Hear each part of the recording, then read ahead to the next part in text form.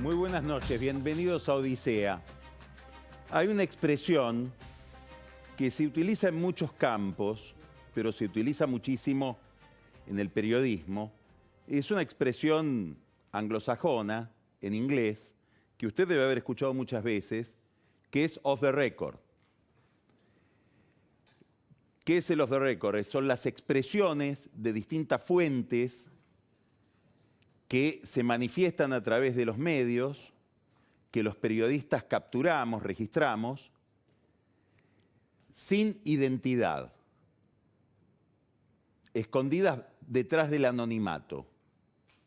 Cuando uno lee diarios, mira televisión, sobre todo en la prensa escrita, muchas veces se encuentra con cosas que dicen, opiniones, datos, hechos que se manifiestan off the record. Nadie se hace cargo de eso que está dicho ahí. Se puede intuir quién lo dijo, se puede saber de qué sector viene, pero son informaciones que vienen enmascaradas por el ocultamiento de la identidad de quien lo dice. Esto es muy frecuente en sociedades sometidas al autoritarismo del poder. En sociedades donde los gobiernos son autoritarios, la verdad, muchas informaciones delicadas que el poder no quiere que se sepan, se filtran hacia la sociedad off the record. Es una práctica mucho más frecuente allí donde el poder es autoritario y donde hay un desdoblamiento de la construcción de la imagen de la realidad que proviene de la multiplicidad de medios de comunicación. Está la verdad que se publica, la información que se publica con nombre y apellido, y la que no quiere el poder que se publique se filtra de manera anónima. Nosotros estamos viviendo hoy en la Argentina un fenómeno muy curioso, muy curioso. El que filtra de manera anónima sus pareceres, su información, su visión de las cosas es supuestamente el que tiene el poder, es decir, Alberto Fernández. Es un presidente off the record. Ejemplo, ocurrió algo la semana pasada que ha sido escandaloso, sobre todo fuera de la Argentina. Hubo un informe de Naciones Unidas, un informe durísimo sobre la situación de los derechos humanos en Venezuela. Ya había habido un informe de Michelle Bachelet en el mes de julio. Michelle Bachelet es la alto comisionado para los derechos humanos de Naciones Unidas. Ahora se expresó una comisión, un comité de la Comisión de Derechos Humanos de Naciones Unidas sobre la situación de derechos humanos en Venezuela bajo el régimen de Maduro. Y es realmente durísimo lo que dicen, porque dicen que hay la organización de delitos para aterrorizar a la sociedad y retener el poder. Todo tipo de atrocidades. Y la curiosidad o la innovación de este informe de Naciones Unidas es que señala a 45 funcionarios responsables de esta secuencia sistemática de delitos organizados para reprimir a la oposición y para aterrorizar a la sociedad. Y entre esos 45 funcionarios, el informe de Naciones Unidas dice que hay 3 que no solamente conocen lo que está pasando a nivel de estos crímenes, sino que los organizan. El presidente Maduro, su ministro de Defensa y su ministro de Interior, que son militares, el de Defensa y el del Interior. Como sabemos, Maduro, el régimen de Maduro se parece muchísimo ya a un régimen militar. Este es el informe de Naciones Unidas y la posición del gobierno argentino, la posición de la Cancillería argentina fue ratificarlo con el representante que tiene la Argentina en esta comisión. Pues bien, la semana pasada, el embajador del gobierno de Alberto Fernández en la Organización de Estados Americanos, Carlos Raimundi, que es un militante kirchnerista, manifestó que él conocía ese informe, pero que no podía adherir totalmente a esto. Esto lo dijo en una asamblea virtual de la OEA, porque es un informe sesgado, para saber bien lo que sucede, para ubicar correctamente este informe sobre las atrocidades que suceden en Venezuela con crímenes de lesa humanidad, identificados con personas con nombre y apellido, habría que tener en cuenta que los venezolanos la están pasando mal por el bloqueo económico, etcétera, etcétera. Eso es la posición del embajador Raimundi, no es la posición del gobierno argentino. Más todavía, tengo entendido de que la Cancillería le dio instrucciones en sentido contrario, para que adhiriera a este informe de Naciones Unidas. Con independencia de lo que Raimundi crea o diga, desobedeció las instrucciones que le dio su propio gobierno. En cualquier cancillería del mundo ya lo hubieran echado.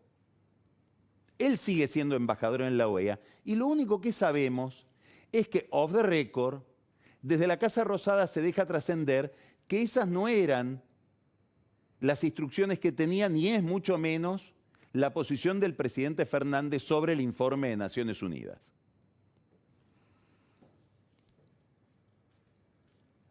Como sucede en los gobiernos o en los regímenes autoritarios, el que necesita expresar su verdad, si esa verdad contradice al poder, lo hace off the record. La curiosidad es que en este caso lo hace el presidente, como si el poder lo tuviera otro, capaz de sancionarlo si dice públicamente lo que cree o si hace públicamente lo que debe hacer, que es removerlo a Raimundi de su lugar, por haber desobedecido instrucciones formales de la Cancillería.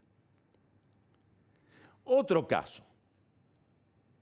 La diputada Vanessa Siley, que es una diputada muy importante por el lugar que ocupa en la estructura de poder y en la dinámica de poder del kirchnerismo. Esta diputada es la reemplazante de Guado de Pedro, ministro del Interior en el Consejo de la Magistratura, lugar que Guado de Pedro ocupaba cuando era diputado. Es como Guado de Pedro de Mercedes, tierra de juristas, porque de ahí viene de Pedro, que estuvo en el Consejo de la Magistratura, Siley, que está en el Consejo de la Magistratura, Jerónimo Moustarrós, medio hermano de Guado de Pedro, que es el representante del gobierno del Consejo de la Magistratura. A ver, vamos a rebobinar. Los intereses judiciales de Cristina Kirchner los maneja Guado de Pedro, el ministro del Interior, que viene de Mercedes. Y él maneja y conduce un entramado al que pertenece centralmente la diputada Siley y su medio hermano Moustarrós en el Consejo de la Magistratura. Hay quien dice, lo escuché yo la semana pasada, Guado de Pedro, a raíz de esta intervención, de esta autoridad que tiene sobre los temas judiciales del kirchnerismo, ha crecido tanto que hoy Guado está en la cámpora prácticamente a la altura de Máximo Kirchner. A mí me corrió un frío por la espalda, pero es responsabilidad del que lo dijo, que obviamente lo dijo off the record. Muy bien, Vanessa Siley reactivó un pedido de juicio político que tenía contra el juez Carlos Rosenkrantz, centralmente porque el juez Rosenkrantz votó interpretando la ley tal cual la ley establecía el cómputo de las penas con el 2×1, votó en el caso Mueña como que debía ser beneficiario. Mueña, que es un procesado por crímenes de lesa humanidad, con los beneficios del 2×1. Ahí la vemos a la diputada Siley detrás de mí, con el doctor Rosenkrantz cuando él le tomó juramento como miembro del Consejo de la Magistratura. Bueno, ahora esta diputada le inicia juicio político o reactiva un juicio político con altísimo perfil contra el doctor Rosenkrantz. Hubo 3 jueces que votaron como Rosenkrantz, solamente se le aplica o se inicia el juicio político, se reactiva ese viejo juicio político para el caso del doctor Rosenkrantz, al que el gobierno identifica como el más activo opositor a la revocación del traslado de los jueces Bruglia, Bertuzzi y Castelli. Es curioso el tipo de argumentos que usa la diputada Siley. Por ejemplo, dice que Rosenkrantz, en aquel caso donde él vota a favor del 2×1, en el caso Mueña, hirió la sensibilidad popular. estuvo en contra de lo que opina la opinión pública. Entonces estamos con una diputada que tiene un poder enorme por el grupo al que pertenece. Es imposible pensar que ella hizo esto sin una instrucción de Guado de Pedro o sin una autorización de Guado de Pedro. Es imposible pensar que lo haya hecho sin una autorización de Cristina. Es decir, no es Raimundi que desobedece las órdenes, las cumple Siley. Entonces estamos con una diputada que es ligada al ministro del Interior, ligada a la vicepresidenta, forma parte de la cámpora, que acusa a un juez por herir la sensibilidad de la opinión pública y pide que se inicie en el Congreso una remoción de ese juez por lo que el juez dice en sus sentencias, por el contenido del fallo, no porque haya violado las formas. ¿Algo más parecido que esto al lawfare? Al lawfare que Cristina reprochaba que iba contra ella en la época de Macri. Esto es un caso típico de lawfare, es decir, de presión sobre un juez porque no me gustan sus fallos. El presidente Fernández, tengo entendido, le pidió al legislador porteño, kirchnerista, Leandro Santoro, que haga declaraciones desautorizando tímidamente la iniciativa del juicio político de la diputada Siley, que, insisto, pertenece a la estructura íntima del grupo que maneja los intereses judiciales de Cristina Kirchner en este momento en el gobierno. Bueno, Leandro Santoro, que es un legislador porteño muy ligado a Alberto Fernández, dice: me sorprendió lo del juicio político, la verdad que no estaba previsto, no creo que sea parte de la agenda en este momento del gobierno, cuando tenemos tantos problemas con la economía, no sé si en La Ferrer, en Formosa, esto será parte de la agenda de la gente, estar discutiendo la Corte, un argumento bastante similar al que le dijo en la Cámara de Senadores Martín Lustó a Cristina Kirchner cuando se discutió el tema de los 3 jueces trasladados. Dice: hablé con Alberto Fernández, no noté que él estuviera al tanto de esto, no sé si estuvo al tanto, pero la verdad que no hablamos del tema. Es decir, intentó, por orden del presidente, tengo entendido, bajarle el precio a lo que dijo la diputada Siley. Le salió a contestar, indirectamente, Leopoldo Moro. Una curiosidad graciosa, es el ex suegro de Santoro. No sabemos si fue porque Moro tomó la iniciativa, porque se lo pidió Máximo Kirchner o porque se lo pidió Cristina Kirchner. Lo cierto es que Moro salió a decir abiertamente que toda la Corte está agotada. Y desde su banca de diputado caracterizó por qué cada uno de los miembros de la Corte están agotados. Inclusive con una caracterización bastante rara en el caso, por ejemplo, de Maqueda, que dice: tengo respeto personal por él, pero está en una zona de confort. Aparentemente habría que iniciarle también juicio político al que está en una zona de confort, que no sabemos qué quiere decir. Rosenkrantz hoy también intervino en el debate y le contestó los argumentos a Siley, desmontando las acusaciones que ella hacía para fundar el juicio político. Me interesa el ataque de la Corte de Moro. Moro es un hombre súper experimentado, no creo que dé puntada sin hilo, creo que nos obliga por lo menos a plantearnos una hipótesis todavía muy borrosa, pero es una hipótesis que hay que empezar a pensar. ¿Cuál es esa hipótesis? Esta impugnación en bloque a la Corte nos puede estar indicando que el gobierno ya sabe cómo se va a pronunciar la Corte cuando tenga que tratar el tema de los 3 jueces, de Bruglia, Bertuzzi y Castelli, 3 jueces que fueron trasladados durante el gobierno de Macri y cuyo traslado el gobierno y el kirchnerismo pretende revocar.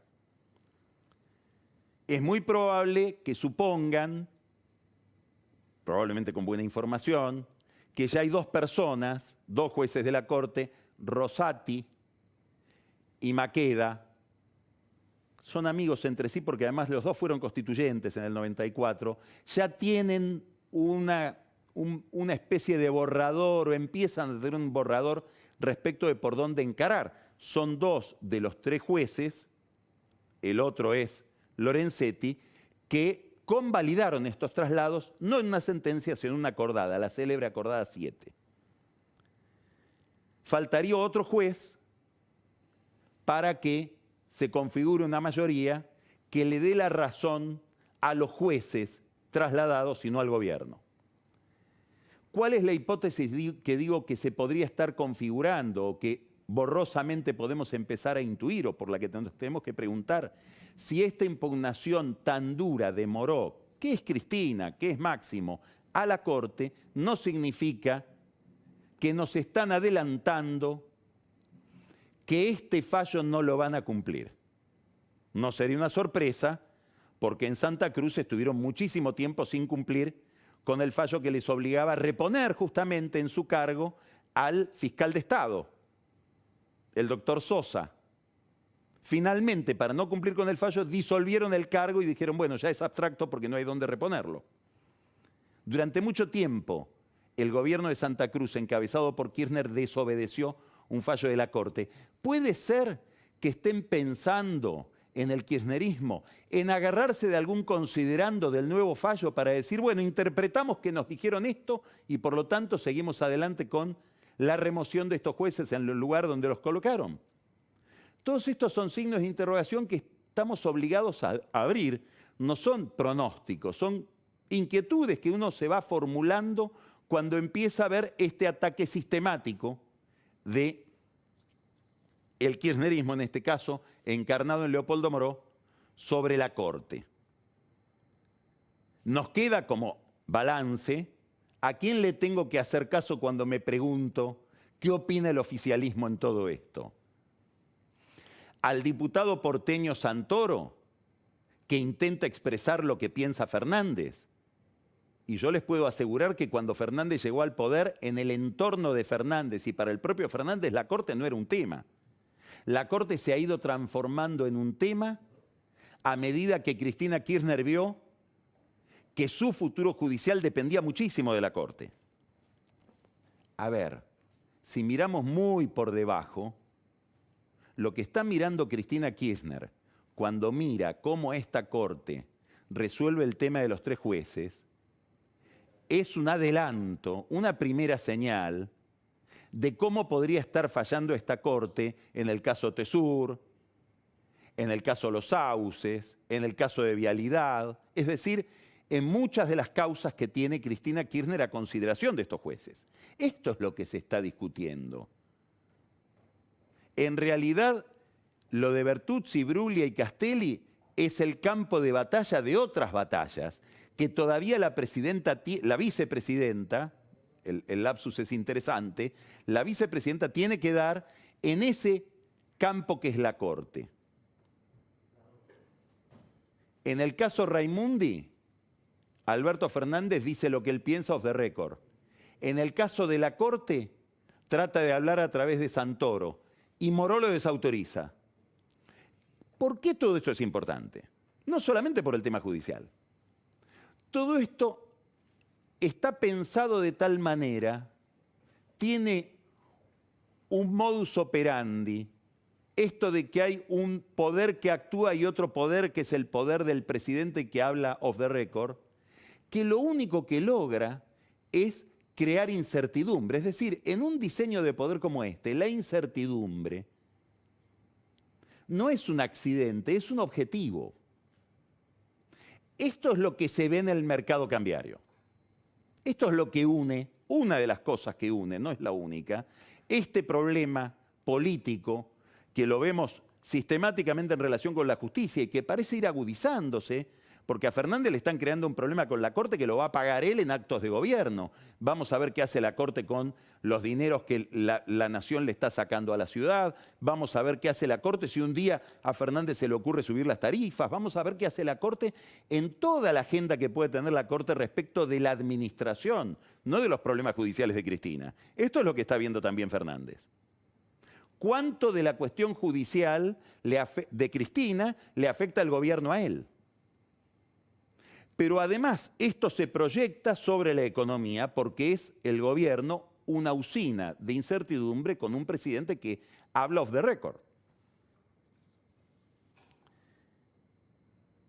Claro, esta incertidumbre cae sobre un campo ya muy deteriorado, que es el de la economía argentina, que trae una crisis, un estancamiento de 10 años y trae una crisis desde en algún mes del primer trimestre del año 2008. Le voy a dar un número, 2 números, para medir este problema. Son 2 números que expresan muy bien el estado de la economía argentina mirado desde lejos. A comienzos del 2018, si yo hacía un promedio de las acciones en la Bolsa de Valores de la Ciudad de Buenos Aires, un promedio que estaría reflejado en el índice Merval, esas acciones promedio valían $1.800. Estamos hablando de comienzo del 2018. Ese índice, ese promedio, hoy vale $280. De 1.800 a 280. Si tomo esa caída, la mitad de esa caída corresponde al año 2020, es decir, es desde comienzos de año hasta ahora. ¿De qué estoy hablando? Estoy hablando de un derrumbe de la bolsa que, ¿qué está indicando? Está indicando lo que opinan los mercados respecto de la viabilidad de los negocios en la Argentina, de cómo le puede ir a una empresa que hace negocios en la Argentina. Y hay expertos en finanzas que dicen, seguí esperando la caída porque no sabemos cuál va a ser el piso, pero el piso puede ser de acá a fin de año de 280 a 150. Esto es un derrumbe de la economía argentina indicado en el valor de las empresas, en lo que valen las empresas. Para revertir esta tendencia se necesitan señales muy claras y el gobierno está diseñado políticamente para emitir señales confusas. Este es un problema central, que es la incertidumbre política que afecta la marcha de la economía en un momento donde, según la última encuesta que hizo Federico Aurelio, la principal preocupación de los argentinos ha dejado de ser la salud y pasó a ser la economía. El 39% de los encuestados dicen mi principal problema es económico. En segundo lugar está el problema de la inseguridad, 28%. En tercer lugar está el coronavirus y la salud, 27%. Estas son las prioridades de hoy de la sociedad. Por eso esto de la bolsa importa y por eso la incertidumbre política que se proyecta sobre la economía es muy importante. Ahora, además de incertidumbre política, se agregan malas señales ya no políticas, técnicas. Por ejemplo, las que se evidenciaron en el mercado de cambios. Hay una caída de reservas. A ver si tolera algunos números más. El miércoles pasado, antes de que se conociera el nuevo paquete de medidas económicas del jueves, que en realidad salieron hoy en el boletín oficial, no sabemos por qué no salieron el viernes. El miércoles pasado hubo una caída más de todas las que se vienen produciendo de $103 millones en los depósitos bancarios de la gente. La gente retira los dólares pensando que como faltan dólares puede haber un corralito en dólares. Hubo la otra semana un paquete de medidas del Banco Central con distintos tipos de regulaciones. Usted las debe recordar, regulaciones para retirar $200, regulaciones para que las empresas no puedan pagar sus deudas en dólares. Bueno, desde esas medidas que tomó Miguel Pelle en el Banco Central hasta ahora, las reservas cayeron $1.234 millones. Quiere decir que las medidas, en vez de aumentar las reservas, las disminuyen. Y si tomo lo que pasó con las reservas desde el 15 de agosto hasta ahora, la caída es de $1.323 millones. Esto se llama incertidumbre. El gobierno, la semana pasada, cambió de enfoque. El gobierno pasó, no de enfoque, de táctica, pasó de Pelle a Guzmán. Pelle, ¿qué estrategia tenía frente a la caída de reservas? Poner cepo, poner murallas con puertas para que no salgan las reservas. Ahora intenta Guzmán, con este nuevo paquete de medidas, promover la oferta de dólares, que entren reservas, no que no salgan. Están las medidas de Pelle para que no salgan, pero él intenta promover la oferta de dólares, sobre todo en el sector exportador. Baja relativamente poco las retenciones. Los economistas tienden a pensar, después vamos a hablar con Marcos Buscaglia, pero los economistas tienden a pensar que el productor de granos no se entusiasma con esto para venderle al exportador, es decir, a la cerealera que exporta esos granos, que exporta esa soja. ¿Por qué? Porque está mirando la brecha cambiaria. El productor de granos sigue esperando que se produzca la devaluación que está indicada en la brecha cambiaria y en todas las medidas del gobierno que nos va diciendo no tenemos dólares, por lo tanto este valor del dólar oficial es artificial. El dólar se va a parecer mucho más al dólar blue o al contado con liquidación. Entonces, aunque bajen las retenciones, la baja de retenciones es nada comparado con la diferencia que pueden hacer con esos dólares con forma de poroto de soja que guardan en los silobolsas.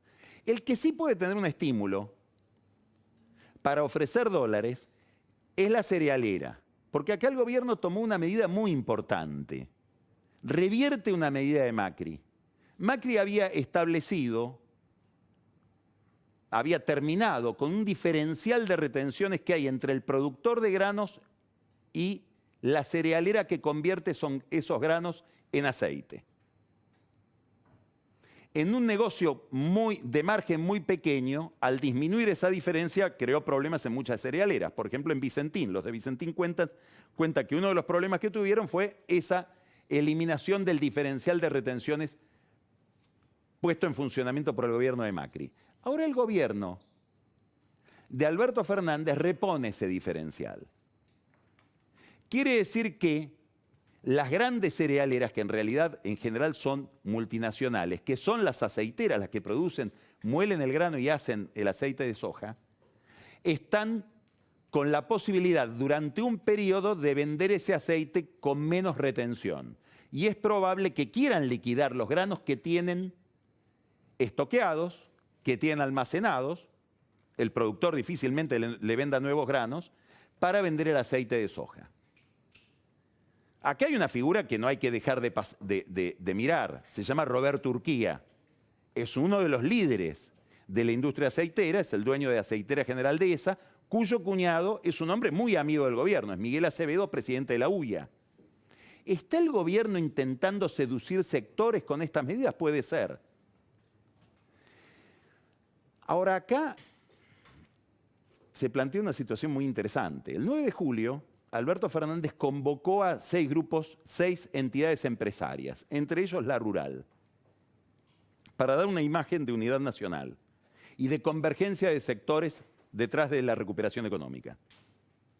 Desde el Instituto Patria, Cristina Kirchner le dijo, tenés que leer esta nota de Alfredo Zayat en el diario Página 12, que le decía, cuidado, esos exportadores no, Alberto, vas por mal camino. No es por ahí. Ahora el gobierno de Alberto Fernández le tira un centro espectacular a las empresas exportadoras. Y probablemente haga bien si lo que necesita es que le liquiden rápido dólares con la venta de aceite. Lo que no sabemos es si Cristina entendió lo que pasó. O hay que leer de nuevo la nota de Zayat, o hay que romperla y Zayat se equivocó. Alguien se equivocó de los dos, o Alberto o Cristina.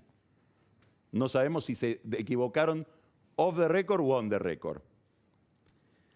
Algo muy importante para entender el comportamiento del mercado cambiario es la noticia que no conocimos en los anuncios de Martín Guzmán de la semana pasada. ¿Qué esperaría alguien que está mirando el comportamiento de las reservas? Que Guzmán diga, tengo un acuerdo con el gobierno chino para poder convertir en dólares los yuanes que tengo como préstamo del gobierno, de lo que se llama el swap de reservas, que es como una especie de respaldo teórico, porque eso no se puede convertir a dólares para vender en el mercado en forma de dólares. No vino esa noticia, no se produjo. Daría la impresión de que el gobierno chino le sigue diciendo al gobierno de Alberto Fernández lo que le decía en un último tramo del gobierno de Macri, cuando también el gobierno de Macri quería usar esos yuanes. No, no, no, no, no, no. No queremos meternos en la convertibilidad del yuan a dólar porque no queremos meternos en el área de los Estados Unidos a jugar con monedas para que Estados Unidos no lo entienda como un comportamiento agresivo hacia los Estados Unidos. Ahora cuando yo termine vamos a tener una charla muy interesante con Michael Shifter. Es una de las personas que mejor entiende la relación entre Estados Unidos y América Latina, China en ese juego. Él es el presidente del Inter-American Dialogue, está en Washington, vamos a hablar de las elecciones en Estados Unidos, de Venezuela, pero también de este tema. Ahora, están los que dicen no dejemos salir dólares, están los que dicen estimulemos la oferta de dólares. Pelle, Guzmán. Lo que sigue faltando es el enfoque de base. El problema no son los dólares. La gente compra dólares porque ve que se deterioran los pesos. Y se deterioran los pesos porque el gobierno emite y sigue emitiendo pesos. Y esos pesos valen nada. Sobre todo porque vemos el año que viene y Guzmán dice yo no pienso bajar el gasto. Entonces vas a seguir emitiendo mucho. Vamos a hablar con Buscalia. Este es el problema que está detrás y sobre este problema el gobierno no da una señal, que es una señal fiscal, monetaria, digamos un programa económico debería haber. ¿Qué es lo que le va a pedir a partir de mañana a la gente del fondo que vino a Buenos Aires? La sociedad mira todo esto. Ya vimos los números de Federico Aurelio. AEA sigue hablando con la CGT, ya tienen grupos y trabajan juntos en un programa, en silencio, off the record, para que no se enoje Fernández, porque si no se enoja Cristina. El sindicalismo va a ser un 17 de octubre virtual. Lo querían hacer presencial y le llegó la orden, no, mejor no se activen tanto. Cristina no quiere a la CGT. Y cierto, tiene ahí enemigos muy, muy marcados. Gente que trabajó mucho en contra de ella durante el gobierno de Macri. A la cabeza de todo, José Luis Lingeri. Cloro. Moyano, en cambio, en este juego está muy cerca de Alberto Fernández. Por muchas razones. ¿Quiere que le dé una razón? ¿Una razón adicional para que Moyano esté cerca de Alberto Fernández? Ya cerró el acuerdo con Cristóbal López para que Cristóbal López intente quedarse con OCA. Esa empresa que parece de Moyano. A López le pareció muy caro el precio, pidió un plan en cuotas, como hace siempre con la FIP, con OCA. Sigue la pelea, sigue la carrera por OCA, pero ahí está Cristóbal López ratificando algo que contó acá en Odisea Daniel Vilota. La política, así como los sectores, también miran esta incertidumbre con muchas fantasías, con distintas reacciones. Massa diferenciándose. Hoy dijo que los chicos del último grado de la primaria y del último año de la secundaria deberían volver a la escuela. Seguramente Massa olfatea que algo de eso está por anunciar Fernández y se le adelanta. Es la vieja táctica de Massa, una picardía típica de Massa. Ya se diferenció en el tema de los silobolsas, se diferenció en el tema de las pistolas Taser, se diferenció en el tema de la salida de precios, se diferencia en el tema de la deuda. Un día se diferencia del todo, según cómo vaya la caída de reservas. Están los que dicen no, vamos a involucrarlo más a Massa. Cristina tiene un poco esa fantasía, lo contamos la semana pasada, que Massa se haga cargo de la jefatura de gabinete.